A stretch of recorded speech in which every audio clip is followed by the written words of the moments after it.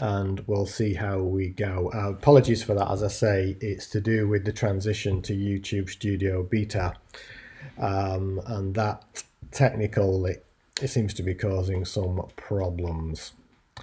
So anyway, the title of tonight's stream is, as you know, whose mind is it anyway? Whose mind is it anyway? So the reason I've given it that title is because we talk a lot in the human experience about mind without really giving any consideration or thought or indeed insight as to what that's all about. We talk about mind as if it's a thing, something concrete that you can get hold of. Maybe if you were to drill into your head, you'd find the location of your mind. But actually, you know, no research has found any specific location for anything like that. And actually, we just use the term mind loosely, and then that then starts to define our lives. So what I'm going to do is going to just look at this thing that we call mind and give you a very simple metaphor for it. Now, if I was to say to you, actually, in truth, there is no such thing as a mind, small m mind.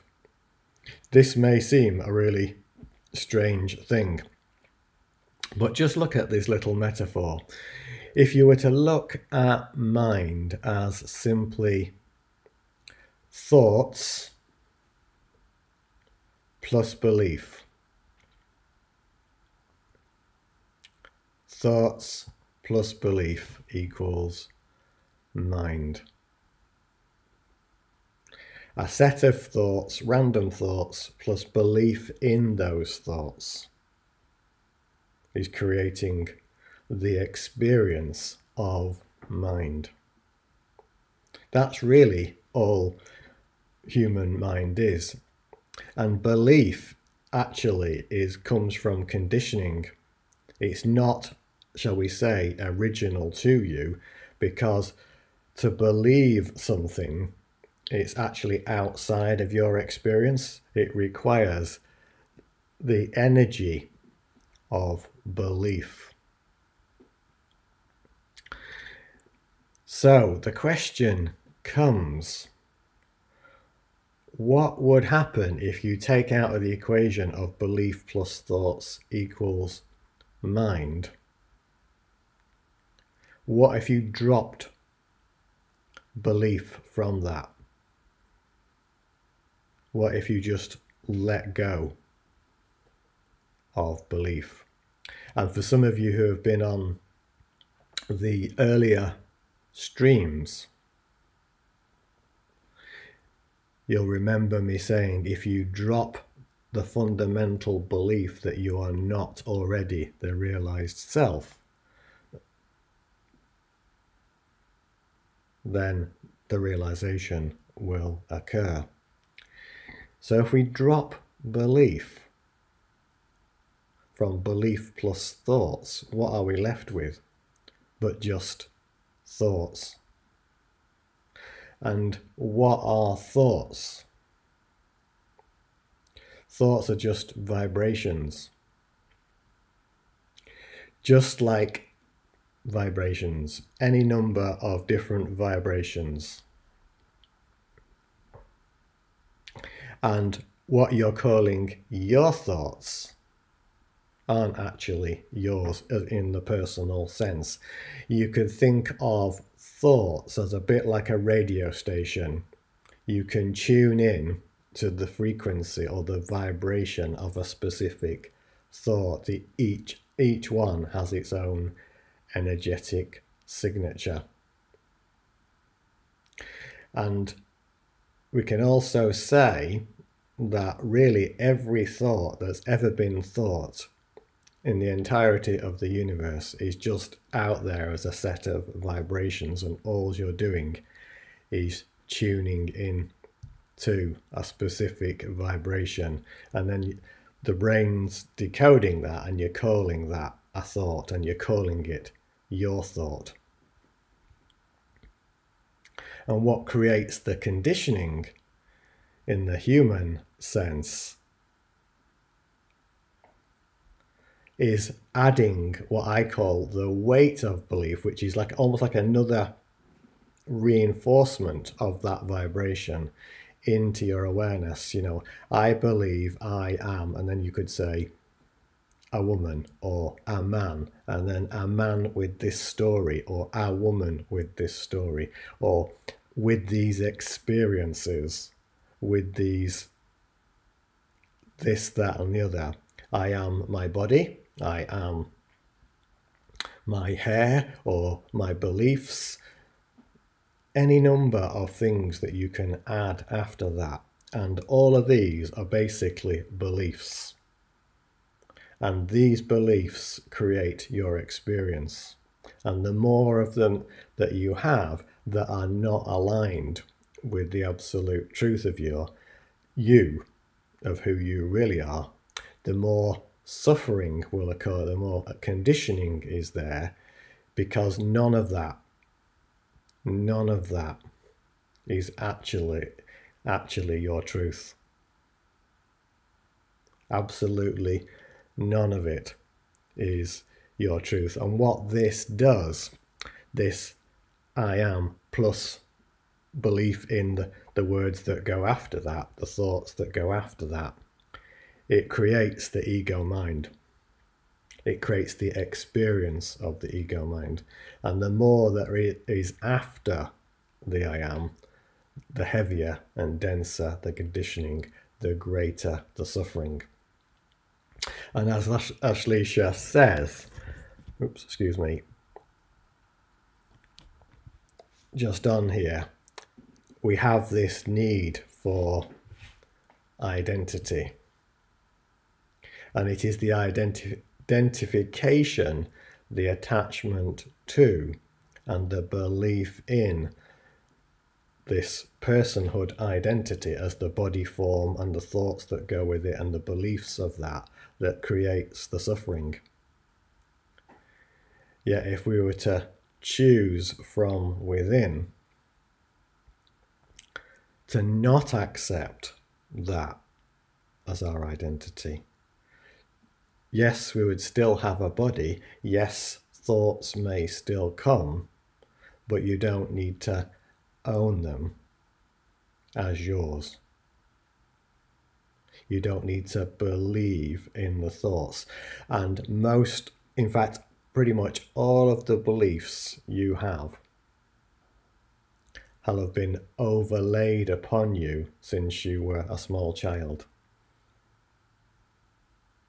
That's what's called conditioning. None of those beliefs are original to you. You may have added a few dimensions to that for yourself in that process, but fundamentally these are not original to you. So if we're looking at our simple equation, belief plus thoughts equals mind, there can be any number of beliefs and any number of thoughts, and thus any number of combinations of what that looks like, and therefore any number of egos, all with slight variations. There may be alignment with some and not with others. And when belief systems clash, we get conflict. But that conflict isn't just external, it's internal. Because the more beliefs you are carrying, which are not in resonance or in alignment with your truth, then there's an inner conflict going on as well, whether you notice it or not. And the degree to which you're paying attention to that creates the degree to which you're experiencing suffering, and can indeed result in physical, mental, and emotional trauma. So often when I'm talking about self-realization, one of the things I like to say is this: truth, as in ultimate truth, the ultimate truth of who you really are, is unbelievable. Just say that again. Truth is unbelievable. And what I mean by that is that it does not require belief. It's absolute and it's complete within itself, and there is nothing outside of it. So there is no need for belief.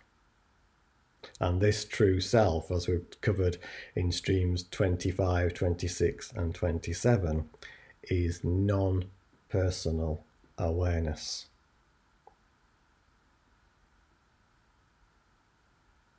So the instant we're introducing belief into the equation, belief plus thought, we're instantly entering onto the road of suffering.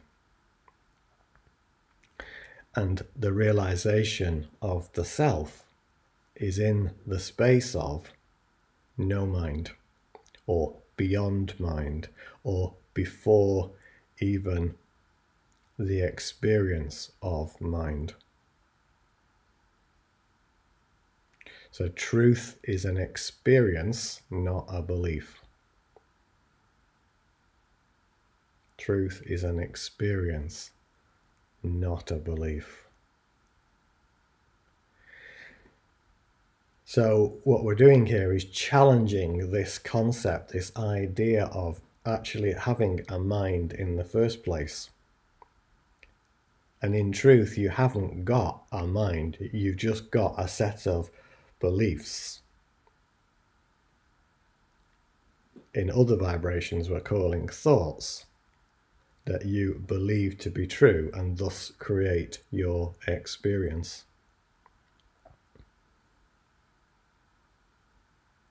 And from this, suffering is inevitable, because none of this is actually true about who you really are.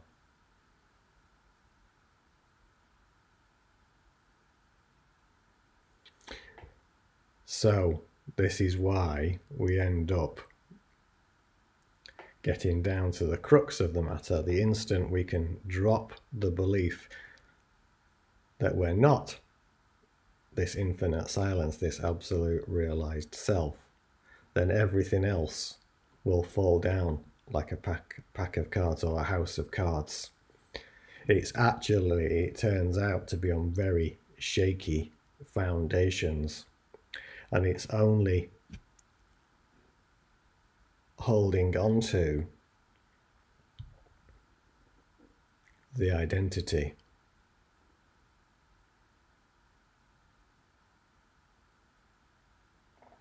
the beliefs, that causes the problem. So if we're prepared to let go, the self will inevitably be realized. However, the investment that we've made in that makes it feel like a real challenge, because what ego mind does is it puts ideas, blocks, and more beliefs in the way. And its big one is, who will I be if I let go of this? Who will I be if I let go of this idea of me? And the answer to that is one it doesn't like, because it is no thing. But this no thing is infinite. It's pure awareness. It's actually total awareness. And that's what you are. And that's before belief and before thought. and before, therefore, the idea or concept of mind. So when I ask the question, whose mind is it anyway? You don't really have a mind, but you believe you have a mind. And in that belief, you're believing in all the thoughts about it, and thus creating the experience of it. And in dropping the belief, we open the doorway to realization. And as Lois has just put up there, as I've used many times from that television program in the UK called Fawlty Towers, for our overseas listeners, was a Spanish waiter with pidgin English.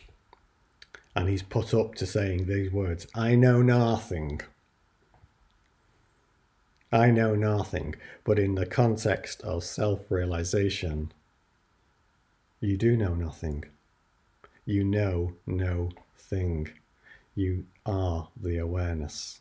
And that is a knowing of itself as itself. I know nothing. Feel the space, the awareness in that. No belief necessary. And when there's no belief there, no energy is being put into the thought space. And what we're calling mind starts to slow down, to still, become quiet. And yes, because you've still got a body, there may still be thought, the odd thought that pops up. But when there's no belief being placed in it, no credence being placed in it,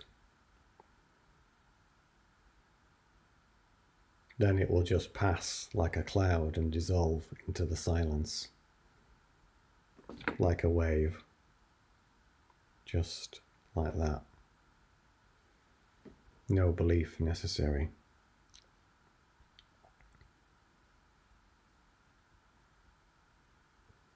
Turns out mind, small m, equals ego, equals suffering. Drop the belief in that. Stop feeding it. You stop feeding the suffering. It's that simple. So simple, in fact, that we're actually already the realized self. And there's nothing you can do about that. You are already this. It's only the belief that you're not it that's creating the experience of mind, that's creating the suffering. Whose mind is it anyway? No one's. Not yours. Not mine. It was just an idea. And this doesn't mean, by the way, that one loses all cognitive functions. That's one that ego might come up with. No. Actually, because it's all quieter and all stiller,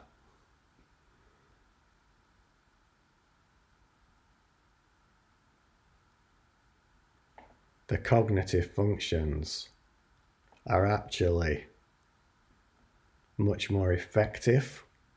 So you'll find life becomes more graceful, more flowing.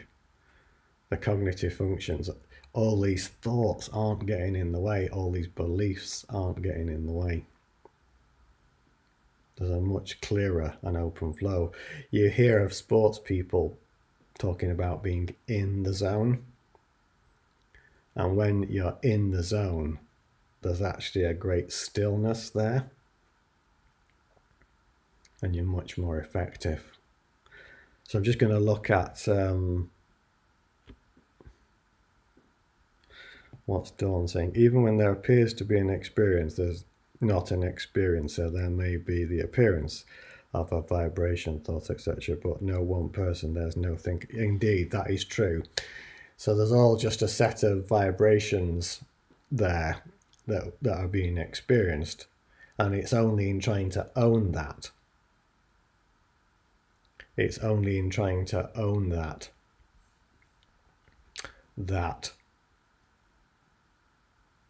we create the problem.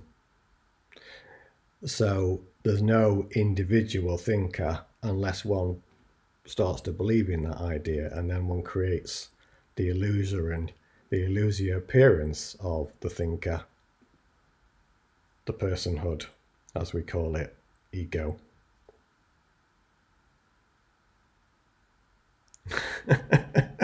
I like that, Lois. Yeah, I've lost my mind. It was never mine in the first place. So, you know that song, I think it was possibly in the 80s, was it? You must be out of your brilliant mind for the realization of the self. That's true.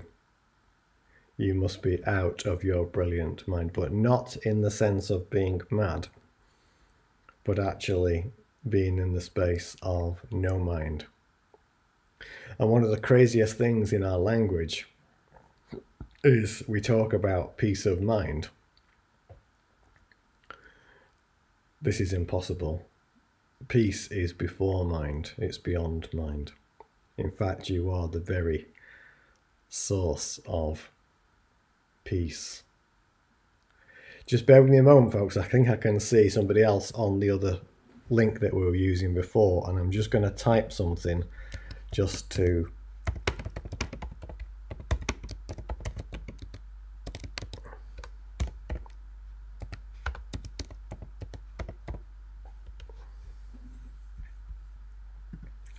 so hopefully they'll see that. There's a question here. If there's no thinker, who is it that would appear to choose to drop the belief? So these things come together. You know, there's a beingness. If we look at live stream 18, I think it was, talking about beyond phenomena, from awakening experiences to absolute self-realization, I talk about in there in depth about from the no thingness to beingness, so which is isness, to beingness, to form, the creation of space, time, all the vibrations and so forth. And it's only the association with those vibrations, with the projection, with itself, that creates the experience of the thinker.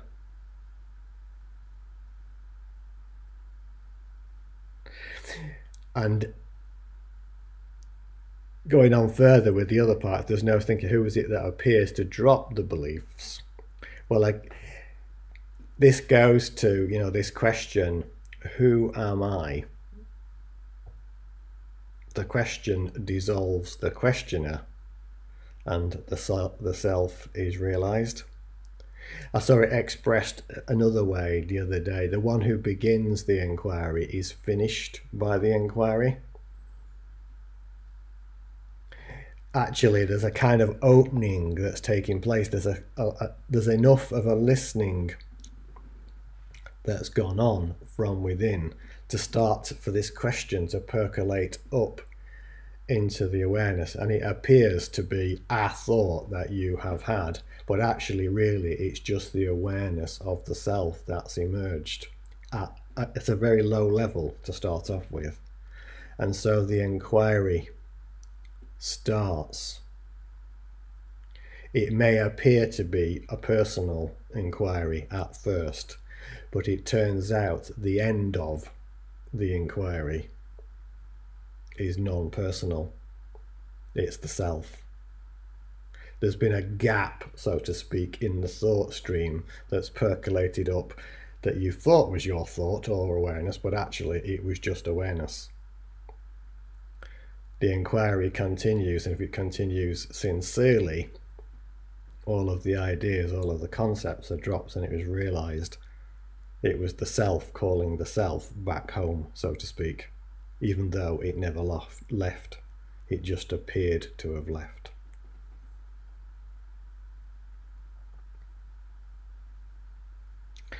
So, looking at Lynn's question, is education from childhood into adult creating our egos, or is my mind gone in asking this? No, this is a good question, Lynn. So basically, just looking at that quite quickly. So a baby's born. One of the questions I was going to ask, just to put to you, does a baby have a mind? Small m?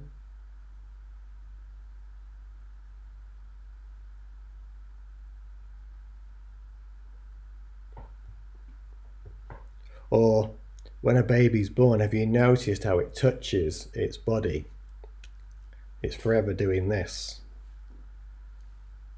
And then it's got information being poured at it from parents, from siblings, from that grows up, from school teachers, society in general. All of this information is being poured, and it first starts to associate with being a body, then it starts to associate with the thoughts of the body and the experiences of the body, and everybody else around it who appears to be much more knowledgeable than it are conditioning it all the time. And it's the ego is beginning to form. A relatively young children, it doesn't really start to sort of show any significance until a few years have gone by. But the older you get and the more that you go into teens, and then you have this kind of identity crisis in your teens, and your ego's starting to really fully form by then. Some people say by 21 it's fully formed, but it's constantly changing. It doesn't mean you get to 21 and it never changes. Actually, your experience is changing all the time. Ego's a real shapeshifter. So it is the conditioning of upbringing from the space of lack of awareness that creates conditioning in others, and so the cycle perpetuates itself. However, if a child is brought up from a space of awareness, that conditioning doesn't have to be so deep, doesn't have to be so cause so much suffering. So hopefully that's actually a really good question, Lynn. So hopefully that's a brief answer to it there. Yeah, okay, Dawn, that's obviously answered your question. So it's the question, who am I, revealed to be just a thought, is Lewis's saying. So no, not really. What I was saying was there's a gap, a percolation of the awareness that's coming up, and in the thought stream, if there's a gap, a sufficient gap in the apparent person, that we'll call Lewis, it starts to look at, what is this all about? Who am I anyway? Now, Lewis might think he's had that thought, but actually it's just a percolation that's come up through the awareness. He might try to own it as his thought for now, but if he's sincere about it, it appears that Lewis is starting the inquiry. And that's why that quote that says, the one who begins the inquiry will be finished by the inquiry. Because actually the inquiry is actually an invitation. Listen to this carefully. The inquiry is an invitation from within.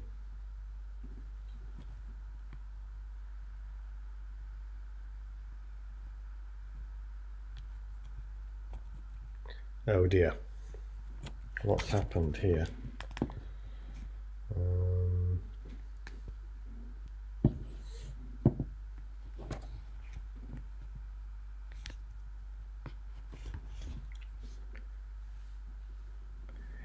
Sorry, I lost the thing on my phone, and that's where I'm monitoring the comments. So if it appeared a bit strange for a moment, that's why.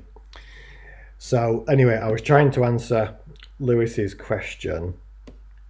So in essence, it's come up from awareness. It may appear to have been owned, but actually it never was.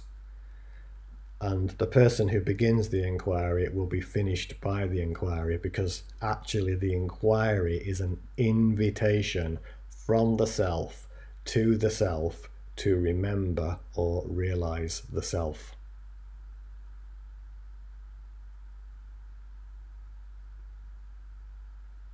And I think Charlotte's asking the question, and Sandy, about the question, does a baby have a mind? And the answers are fine, thank you. So it's the conditioning that causes the formation of the ego and the suffering. People can talk about past lives and future lives and things like that, but actually in truth there is no past, no future. It's all here now. And we talk about these cycles, and really those cycles are really about that identification having different appearances until the cycle is complete and the self is fully realized. So it isn't really helpful to think about, there's what we talk about, past lives, future lives, and all the rest of it. Simply focus on what's here now. And in focusing on what's here now, what is eventually realized is that there's an awareness. And that's all you are. And this awareness is the infinite silence. It's the self, the true big S self that we all are. And this awareness is even before being, and well before the idea of mind. So you can drop this idea of mind, let it go. Question what's coming up here. Notice that every phenomenon is being observed, and the ultimate observer is the silent witness from the silence. And this process of inquiry will finish off the apparent inquirer, and the self will be realized. So good, we've managed to get quite a few more people on here now, so well done folks for finding it. For those of you who have come on part way through, there's something very strange with YouTube moving to a new platform in terms of its operation, and it's got very confused between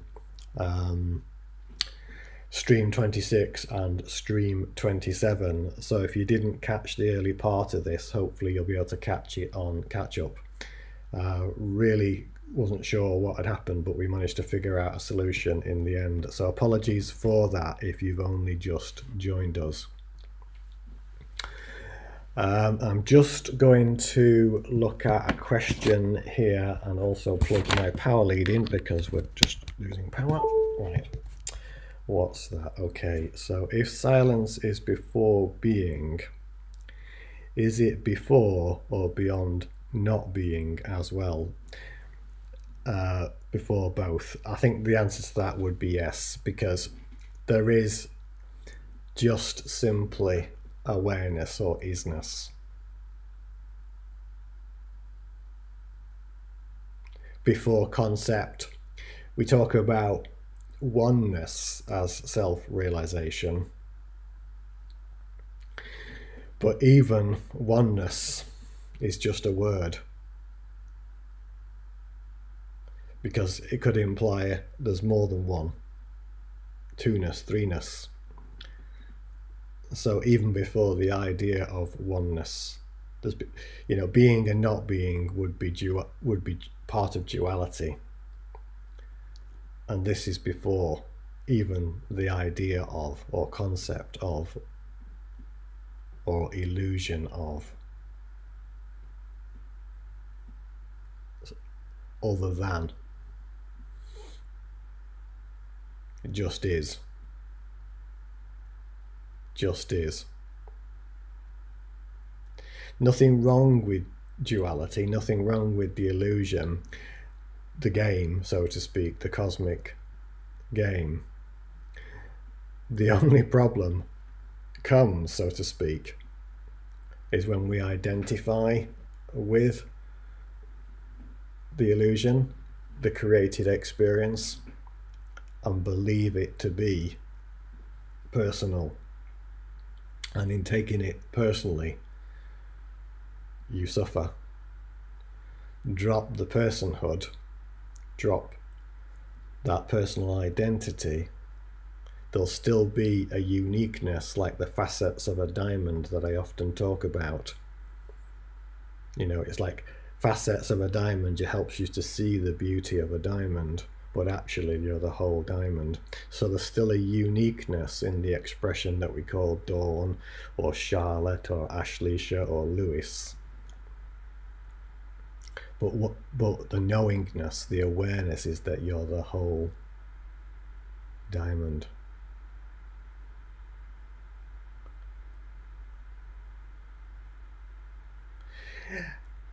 Yeah, which Dawn's saying, which leads to the Advaita term of not to instead of saying oneness.